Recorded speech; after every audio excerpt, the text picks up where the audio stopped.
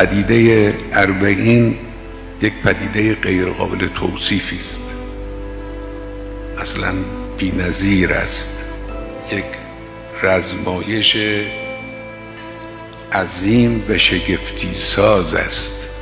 این حرکت فوق‌العاده در دنیا دیگه نظیری نداره.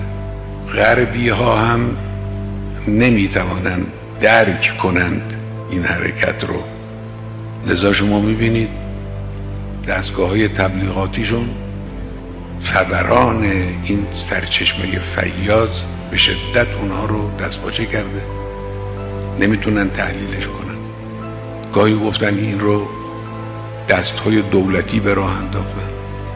کدوم دولتی میتوانه 10 میلیون 15 میلیون انسان رو، مرد زن پیر جوان قشرهای مختلف، راه بیاندازه 80 کیلومتر حداقل پیاده اینها رو بکشونه از یک شهر به یک شهر دیگه؟ کدام دولتی میتونه این کارو بکنه؟